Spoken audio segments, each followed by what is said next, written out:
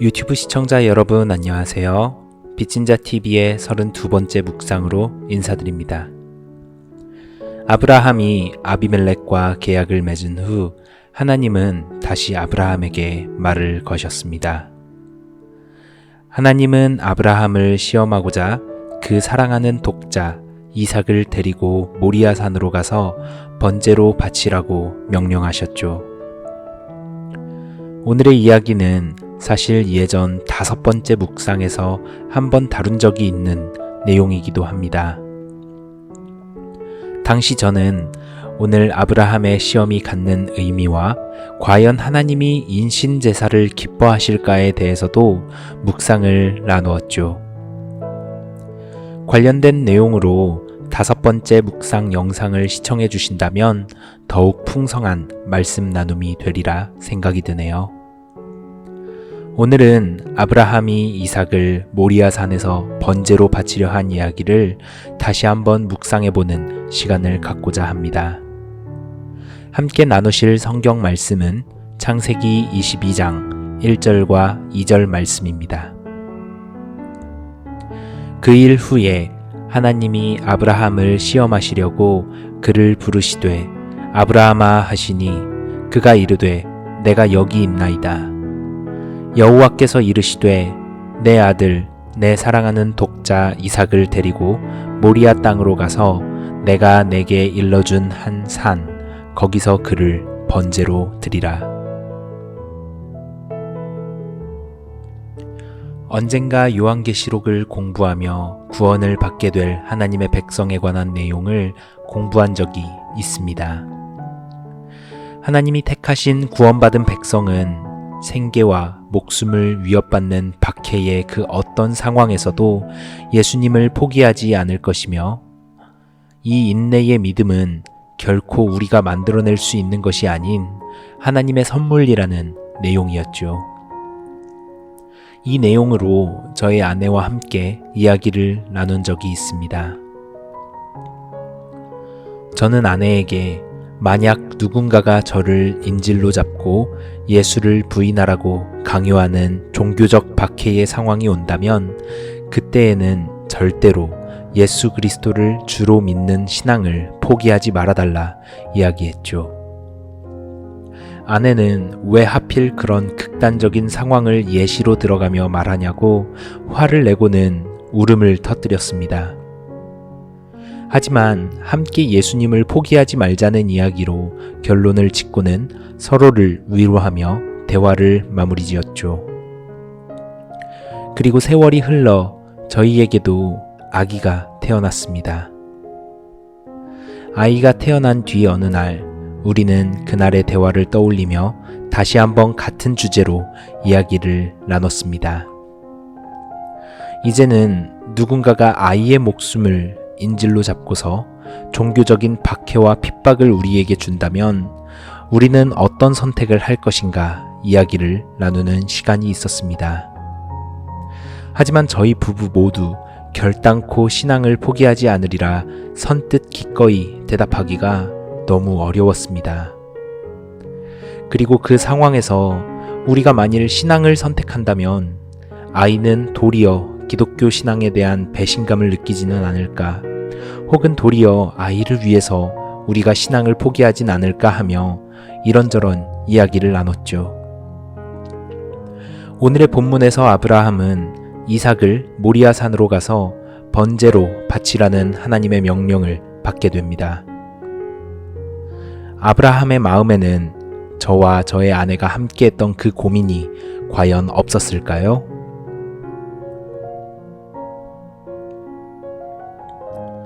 아브라함은 하나님의 음성을 듣고 난 뒤 아침 일찍부터 일어나 나귀의 안장을 지우고 두 종과 함께 길을 떠납니다. 아브라함과 이삭 그리고 두 종은 굉장히 먼 거리를 이동합니다. 하나님이 말씀하신 땅으로 가는 길은 3일이 걸렸습니다. 모리아 땅에 도착한 아브라함은 종들에게 말합니다. 너희는 나귀와 함께 여기서 잠시 기다려라. 내가 아이와 함께 가서 예배하고 우리가 너희에게 돌아오리라. 아브라함은 불과 칼을 손에 들고 이삭에게는 번제에 사용할 나무를 지고 자신을 따라오게 합니다. 길을 가며 이삭은 아브라함에게 물었습니다. 아버지, 불과 나무는 있습니다만 번제할 어린 양은 어디에 있습니까? 아브라함은 대답했습니다. 아들아, 번제할 어린 양은 하나님이 자기를 위해서 친히 준비하실 것이다. 그리고 둘은 하나님이 알려주신 장소에 도착하여 제단을 쌓고 나무를 벌려놓았습니다. 그 뒤 아브라함은 이삭을 결박하고 칼로 이삭을 찔러 죽이려 합니다. 그때 하늘에서 여호와의 사자의 큰 음성이 들렸습니다. 아브라함아, 아브라함아. 아브라함은 대답했습니다. 내가 여기 있나이다. 그 아이에게 내 손을 대지 말라. 그에게 아무 일도 하지 말라. 내가 너의 아들 독자까지도 내게 아끼지 아니하였으니 내가 이제야 내가 하나님을 경외하는 줄을 아노라. 아브라함은 그 이야기를 듣고 주위를 둘러보았습니다.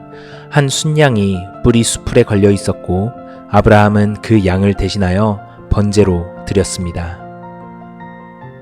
이 사건 이후 하나님은 아브라함을 다시 한번 축복하셨습니다. 내가 나를 가리켜 맹세하노니 내가 이같이 행하여 너의 아들 내 독자도 아끼지 아니하였은즉 내가 내게 큰 복을 주고 내 씨가 크게 번성하여 하늘의 별과 같고 바닷가의 모래와 같게 하리니 내 씨가 그 대적의 성문을 차지하리라. 또 내 씨로 말미암아 천하 만민이 복을 받으리니 이는 내가 나의 말을 준행하였음이니라.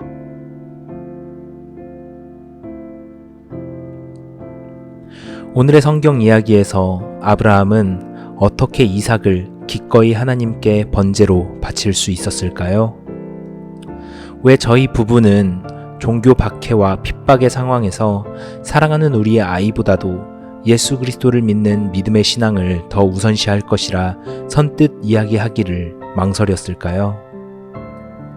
아브라함과 저희 부부의 차이는 무엇이었을까요? 오늘의 묵상은 바로 이 물음에서 출발합니다. 성경에서는 정확하게 나와 있진 않습니다만 이삭이 모리아에서 제물로 바쳐졌을 때의 나이를 대부분 신학자와 역사학자들은 20대 이상의 나이로 봅니다.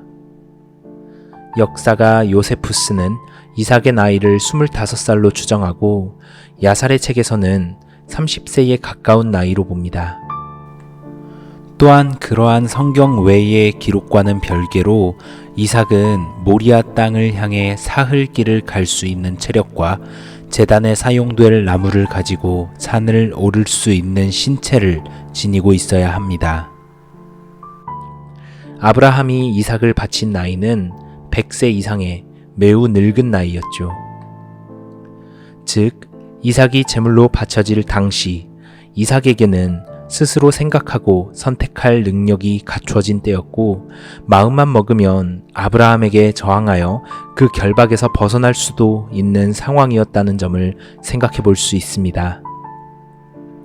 하지만 이삭은 순순히 자신이 제물로 바쳐질 상황을 받아들이고 순종하는 모습을 보여주는 듯합니다.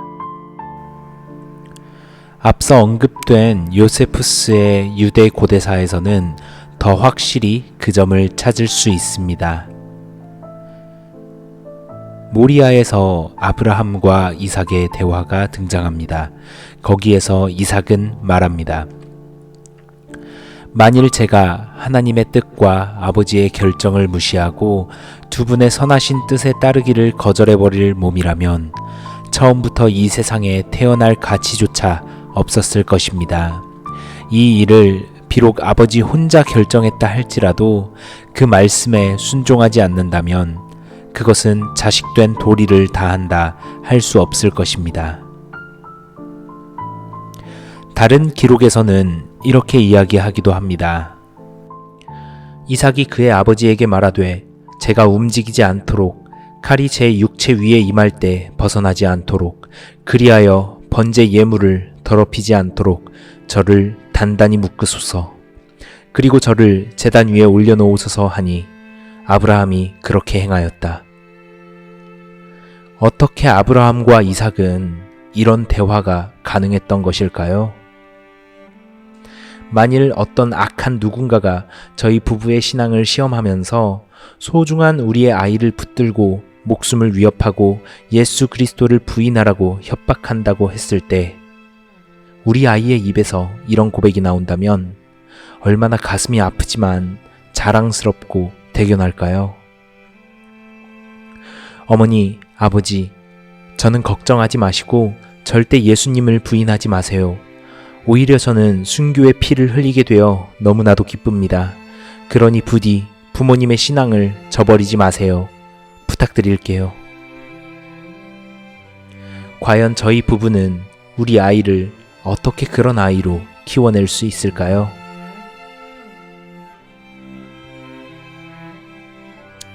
과거 5번째 묵상에서 아브라함이 이삭을 바칠 때 아브라함은 부활 신앙을 가지고 있었다고 나눈 적이 있습니다.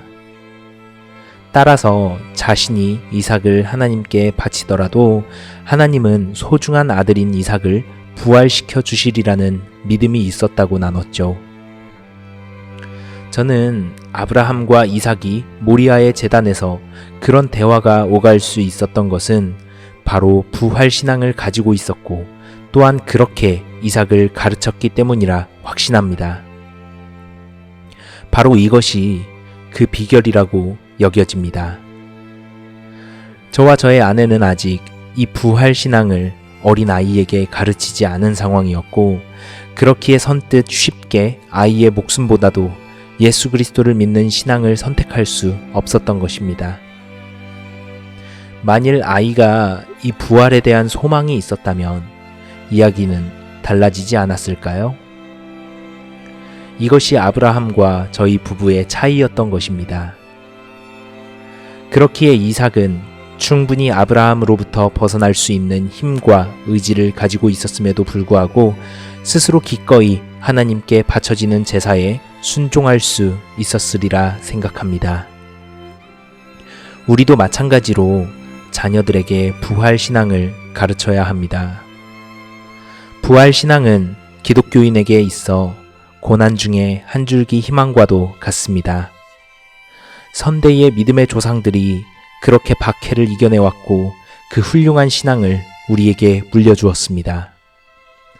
우리도 이렇게 물려받은 믿음의 유산을 소중히 간직하고 우리의 후대의 아이들에게 가르쳐야 마땅합니다. 예수 그리스도를 믿는 사람은 예수님이 먼저 죽음에서 부활하신 사건을 믿는 만큼 우리 역시도 죽음 이후에 부활이 있을 것을 믿으며 희망을 갖는 사람들입니다. 사도 바울은 이런 부활을 믿지 않는 고린도 교회에 대해서 고린도전서 15장의 가르침을 전하며 말했습니다.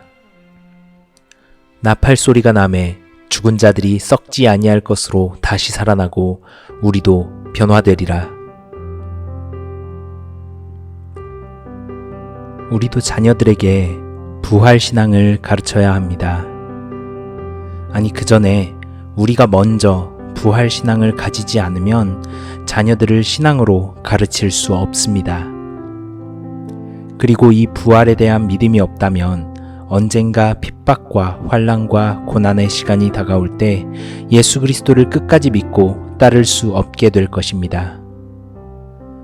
죽음이 눈앞에 있을 때 죽음보다도 더 큰 무언가가 우리에게 없다면 우리는 죽음을 이겨내며 그리스도를 주라 시인할 수 없을 것입니다.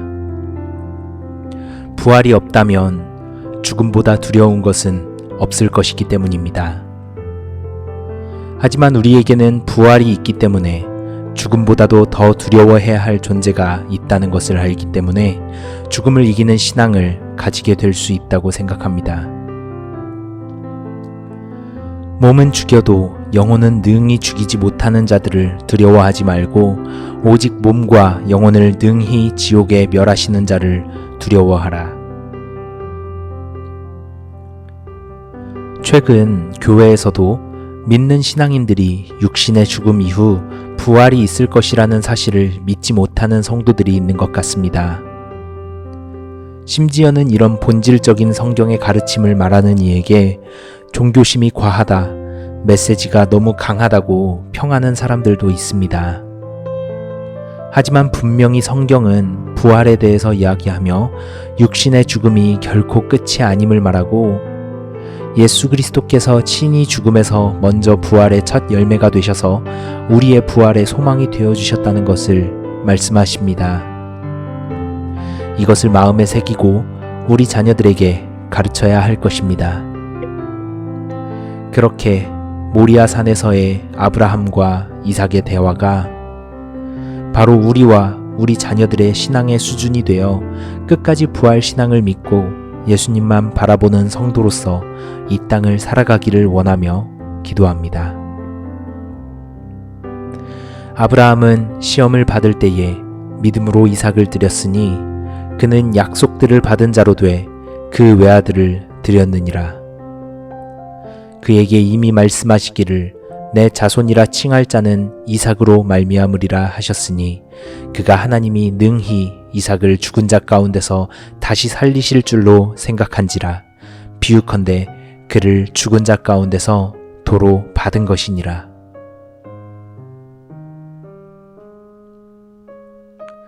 오늘 묵상은 여기까지입니다. 좋아요와 구독, 알림 설정은 큰 힘이 됩니다. 빛인 자 TV 시청자 여러분 모두 평안하세요. 샬롬.